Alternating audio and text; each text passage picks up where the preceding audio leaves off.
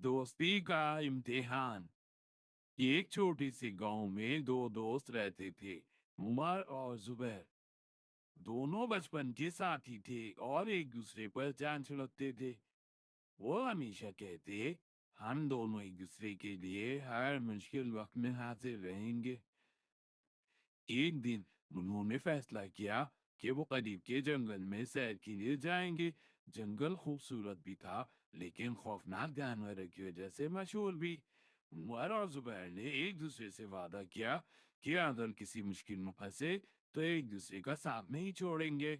जंगल में चलते चलते वो गहरी बातें कर रहे थे कि अचानक झाड़ियों में से एक बड़ा और खौफनाक रीछ निकल आया।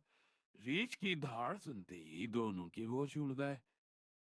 जुबैर, जो ज्यादा होशियार था, फौरन एक तरफ पर चढ़ गया, लेकिन उमर को तरफ पर चढ़ना नहीं आता था और वो मदद के लिए जुबैर को पुकारता रहा।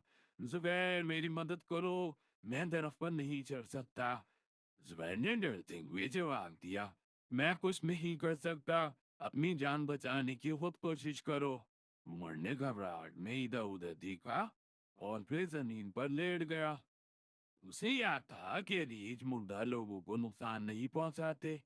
उसने अपनी सांस रोक ली और बेजान होने का ड्रामा किया।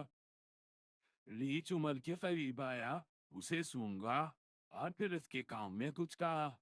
थोड़ी देर बाद रीछ उमर से चला गया। जुबैर दरख्त से नीचे उतरा और हंसते हुए उमर से पूछा, यार, ये रीछ तुम्हारे कान में क्या कह रहा था? उमर ने संजीवनी से जवाब दिया, रीछ ने कहा कि ऐसे दोस्तों से बचो जो मुश्किल वक्त में तुम्हें अकेला छोड़ दें।